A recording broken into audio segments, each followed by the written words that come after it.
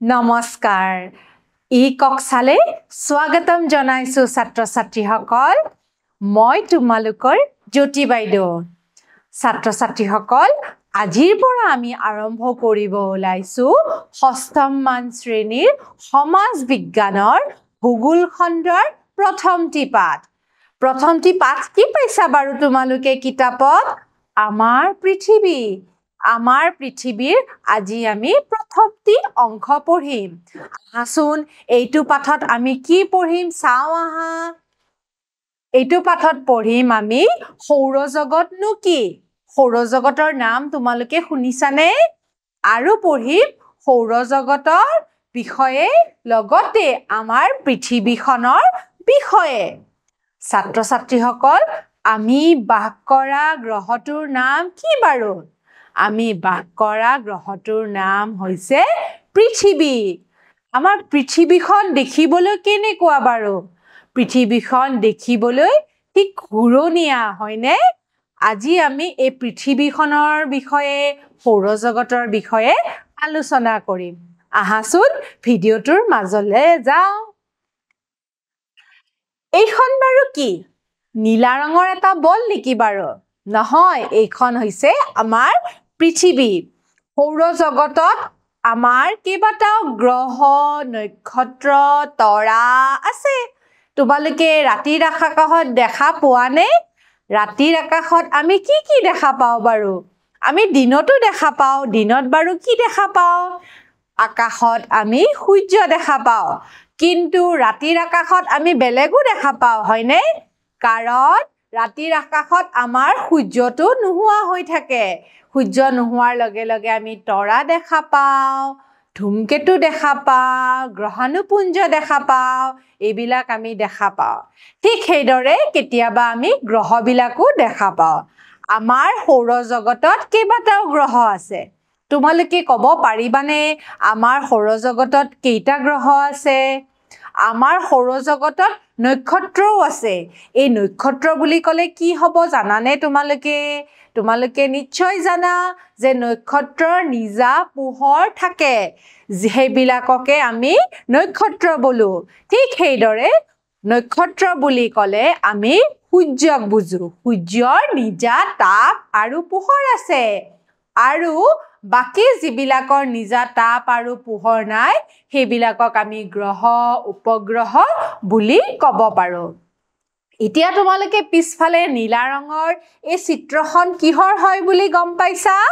আমাৰ পৃথিৱী নীলা ৰঙৰ বাৰু তোমালোকে কিয় দেখিছা ক'ব পাৰিবানে আমাৰ গ্ৰহটো হৈছে নীলা ৰঙৰ কাৰণ ইয়াতে কি হয় ইয়াতে বেছিভাগ ঠায়ে আমাৰ পানীৰে আগুৰি আছে গতিকে এইখিনি আমাৰ নীলা ৰঙৰ দেখা যায় গতিকে নীলা গ্ৰহ বুলি ক'লে আমি আমাৰ পৃথিৱীখনৰ কথাই কম এতিয়া বুজি পাইছা সৌৰজগতত আমাৰ পৃথিৱীখন ক'ত আছে সেয়াও আমি জানিম ঠিক আছে কৃত্ৰিম উপগ্ৰহৰ পৰা তোলা আমাৰ পৃথিৱীখনৰ নীলা সেউজীয়া ছবিখনে আমাৰ পৃথিৱী হয় ঠিক আছে নীলা ৰঙৰো দেখিছো অকমান সেউজীয়া ৰঙৰো দেখিছো সেউজীয়া বিলাক কিয় দেখিছো গছ-গছনি বিলাকৰ কাৰণে ঠিক আছে আমাৰ প্ৰায় প্ৰত্যেকৰে পৰিয়ালত থকাৰ নিচিনাকৈ পৃথিৱীখনৰো এটা পৰিয়াল আছে তোমালোকৰ পৰিয়াল আছেনে সকলোৰে পৰিয়াল থাকে পৰিয়ালত মা দেউতা ভাই ভনী সকলো থাকে হয়নে ঠিক সেইদৰে পৃথিৱীৰো এটা পৰিয়াল আছে ঠিক আছে যিদৰে আমাৰ পৰিয়ালত এগৰাকী মুৰব্বী থাকে ধৰা ককা বা দেউতা হেনেকে মুৰব্বী সকলোৰে ঘৰত থাকে আমাৰ পৰিয়ালৰ যেনেকে মুৰব্বী আছে সেইদৰে আমাৰ পৃথিৱী গ্ৰহৰো মুৰব্বী আছে কি লিখিছে চাও আহাচোন সেই পৰিয়ালটোৰ নাম হৈছে সৌৰজগত গতিকে পৰিয়ালটোৰ নাম এটা দিছো হেতু কি বুলি কোৱা হয় সৌৰজগত বুলি কোৱা হয় সৌৰজগত মানে ইংৰাজীত সোলাৰ সিস্টেম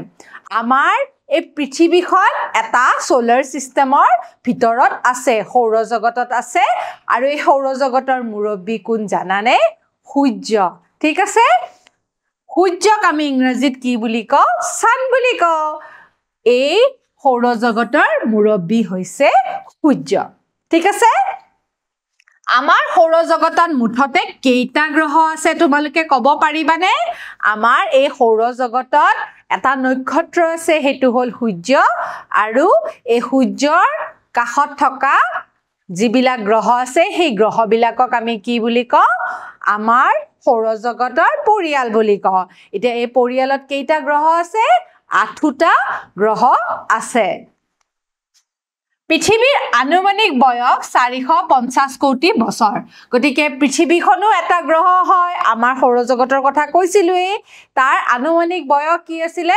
450 কোটি ইমান পুৰণি হয়নে সূৰ্যৰ চাৰিওফালে সম্পূৰ্ণৰূপে ঘূৰিবলৈ 365 দিন 5 ঘণ্টা 48 মিনিট বা 45 বা 47 সেকেন্ড সময় লাগে এতিয়া আমি যে কৈছিলো আমাৰ মুৰব্বী কোন আছিল সূৰ্য আমাৰ এই সূৰ্যৰ চাৰিওফালে যিবিলাক গ্ৰহ আছে উপগ্ৰহ আছে এইবিলাক ঘূৰি থাকে ঠিক আছে এই গ্ৰহবিলাকৰ উপগ্ৰহ থাকে আৰু নক্ষত্ৰৰ গ্ৰহ থাকে এই গ্ৰহবিলাকে কি কৰে সূৰ্যৰ চাৰিওফালে ঘূৰি থাকে আমাৰ পৃথিৱীখনো সূৰ্যৰ চাৰিওফালে ঘূৰি থাকে আৰু এপাক মাৰিবলৈ কিমান সময় লাগে আমি গম পাও নহয় 365 দিন কেতিয়া হয় এবছৰ হোৱাৰ পিছত এপাক পৃথিৱীখনে মাৰে ঠিক আছে সূৰ্যৰ পৰা পৃথিৱীৰ গড় দূৰত্ব 14,97,97,900 কিলোমিটাৰ ভাবাচোন কিমান দূৰত আছে আমি যে যাও এটা ঠাইৰ পৰা আন ঠাইলৈ কিলোমিটাৰ হিচাপত এটো কৈছে যে দূৰত্ব হিচাপত যদি আমি চাও 14 কোটি হয়নে কিলোমিটাৰ দূৰত আমাৰ সূৰ্যটো আছে ঠিক আছে ই সূৰ্যৰ চাৰিফালে প্ৰতি ঘণ্টাত 1670 কিলোমিটাৰ বেগত ঘূৰে আমি যে কওঁ যে এটা ঠাইৰ পৰা আন ঠাইলৈ গলে আমি কিমান বেগত আগবাঢ়ো 50 কিলোমিটাৰ বেগত আগবাঢ়িছে গাড়ীখন গতিকে 1670 বুলি ভাবিলে আমি কি বুজিম যে 1670 বেগত আমাৰ কি হয় এই পৃথিৱীখন সূৰ্যৰ চাৰিওফালে ঘূৰে ঠিক আছে 1670 কিলোমিটাৰ বেগত এই পৃথিৱীখন সূৰ্যৰ চাৰিওফালে ঘূৰে তাৰ মানে বহুত দূৰত ঘূৰে আমি পৃথিৱীখনৰ ওপৰত নাম মাত্ৰ সৰু এটা পৰুৱাৰ দৰে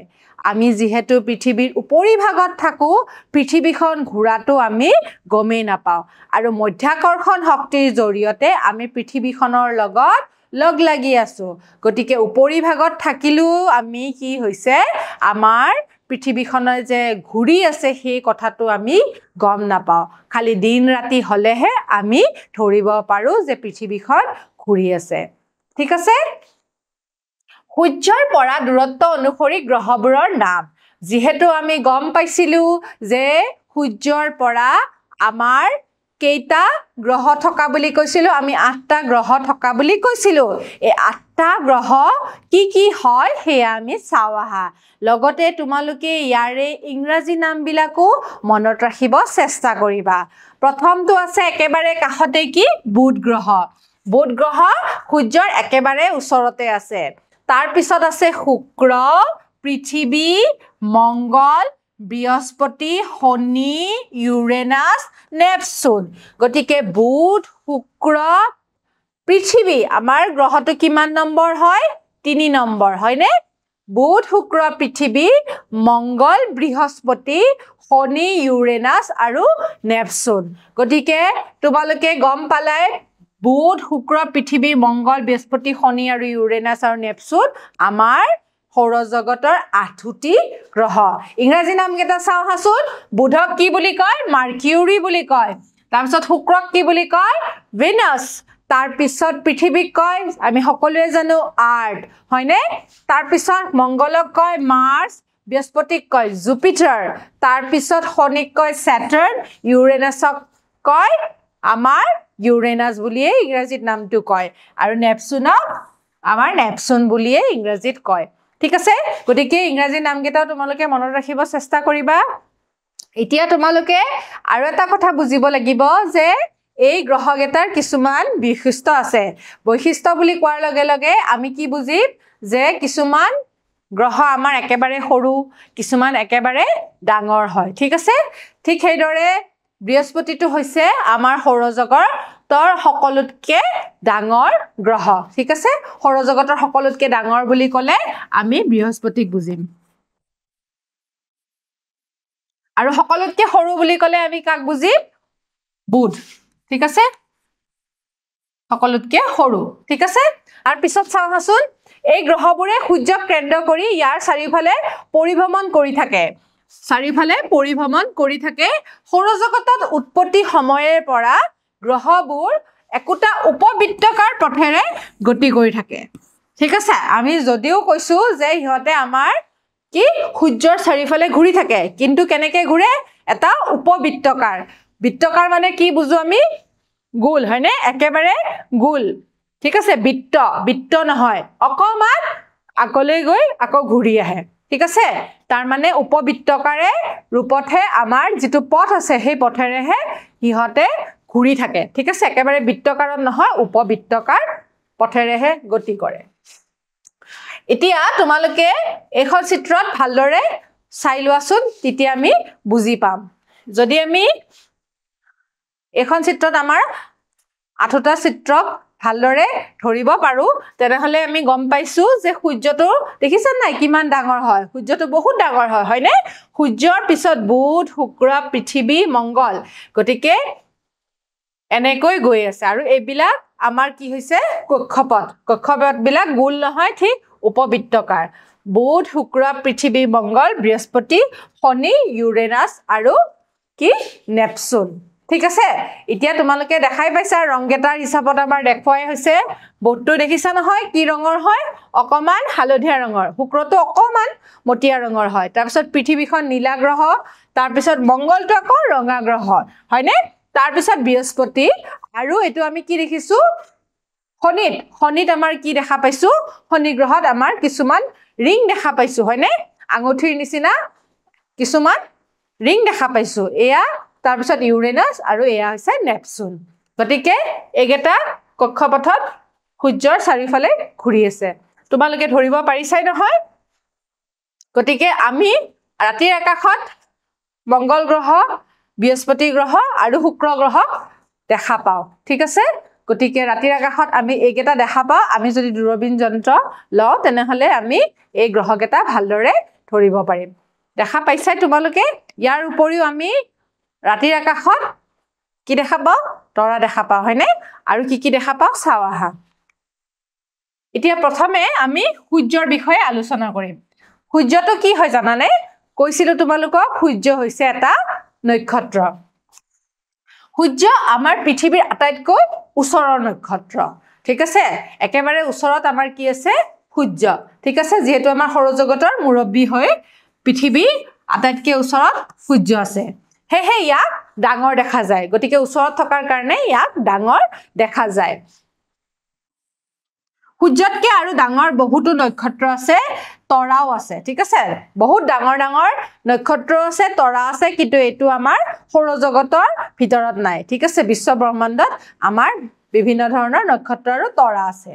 আমাৰ পৰা কোটি কিলোমিটাৰৰ দূৰত থকাৰ বাবে দেখাত ইয়াক ক্ষুদ্ৰ যেন দেখি গতিকে আমি কৈছিলো নহয় যিমান দূৰত থাকে সিমান দূৰত আমি বস্তুবিলাক সৰু দেখা পাও হয়নে আকৃতিটো সৰু হৈ যায় সেইদৰে বহুত দূৰত থকাৰ কাৰণে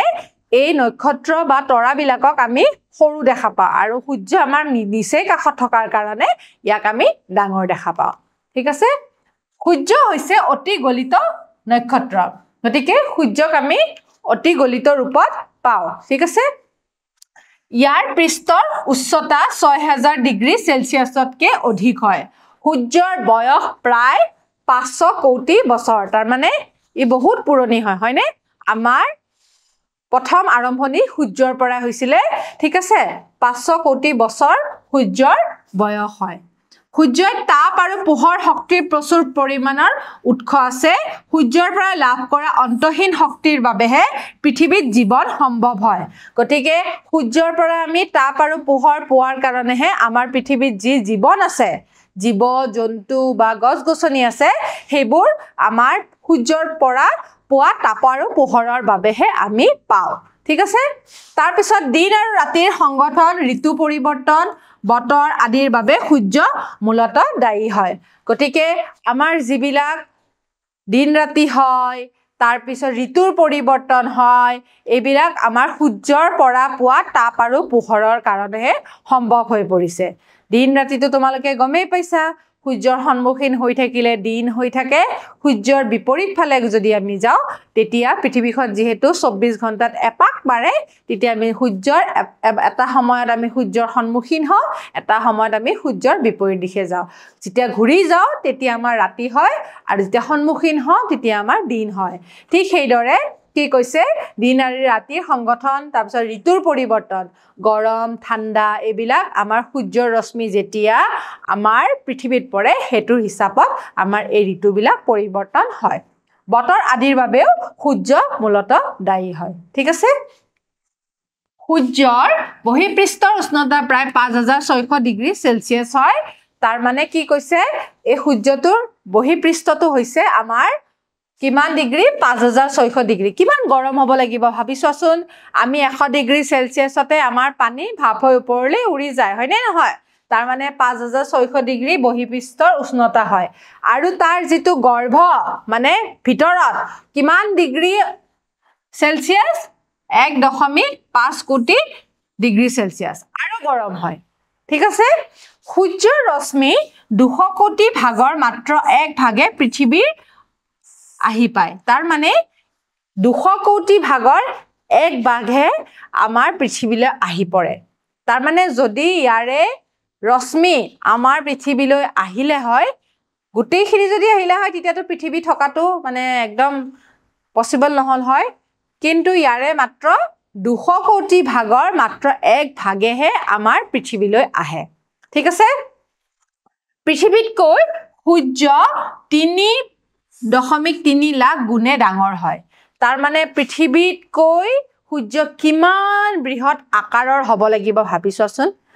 মানে 3 গুণ ঠিক আছে 3 গুণ লাখ ঠিক আছে 3.3 গুণ লাখ ডাঙৰ হয় লাখত কৈছে ঠিক আছে এগুণ নহয় দুগুণ নহয় লাখত এই সূৰ্যটো ডাঙৰ হয় তাৰ মানে পৃথিৱী একেবাৰে নামমাত্ৰ ছিদ্ৰটোৰ দৰে সূৰ্যৰ নিচিনা আকাৰত মধ্যমীয়া নক্ষত্ৰৰ আয়ু সাধাৰণতে 1000 কোটি বছৰ হয় ঠিক আছে গতিকে আয়ুবিলাক কিমান বুলি কৈছে এটো আমাৰ 500 কোটি বছৰ পুৰণিয়ে হয় আৰু ইয়াৰ আয়ু কি বুলি কৈছে 1000 কোটি তাৰ মানে আৰু 500 কোটি বছৰ এই সূৰ্য থাকিব ঠিক আছে গতিকে ছাত্ৰ ছাত্ৰীসকল তোমালোকে এইখিনিৰ জৰিয়তে বুজি পাইছা যে আমাৰ সৌৰজগতত কেইটা গ্ৰহ আছে সৌৰজগতত আমাৰ 8টা গ্ৰহ আছে আৰু এই 8টা গ্ৰহৰ আমাৰ সূৰ্য হৈছে মুৰব্বী বা নক্ষত্ৰ ঠিক আছে সূৰ্যৰ নিজা তাপ বা পোহৰ আছে অন্য গ্ৰহবিলাকৰ নিজৰ তাপ বা পোহৰ নাই গতিকে ছাত্ৰ ছাত্ৰীসকল আমি দুটামান প্ৰশ্ন চাওঁ যাতে আমাৰ এই প্ৰশ্নৰ জৰিয়তে আমাৰ আজি পঢ়ুৱা যেটো টপিক আছে সেই টপিকটো তোমালোকে ভালদৰে বুজি পোৱা পৃথিৱীখন দেখিবলৈ ডেশ ৰঙৰ এতিয়া তোমালোকে গম পাইছিলা নহয় কি ৰঙৰ দেখা পাইছিলো আমি কৃত্ৰিম উপগ্ৰহৰ পৰা আমি দেখা পাইছিলো পৃথিৱীখন কি ৰঙৰ বাৰু নীলা বা সেউজীয়া ৰঙৰ গতিকে পৃথিৱীখনক আমি নীলা ৰঙৰ দেখো কাৰণে আমাক উত্তৰটো হ'ব নীলা ৰঙৰ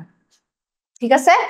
নীলা ৰঙৰ গ্ৰহ বুলি ক'লে আমি পৃথিৱীক বুজিম ঠিক আছে তাৰ পিছৰ প্ৰশ্নটো হৈছে সূৰ্য এটা কি সূৰ্য কি হয় তৰা হয় নে নক্ষত্ৰ হয় তৰা হয় নে নক্ষত্ৰ হয় ইয়াৰে অপচনত দিছে গতিকে তোমালোকে কোৱাচোন সূৰ্য এটা নক্ষত্ৰ হয় তৰা নহয় ঠিক আছে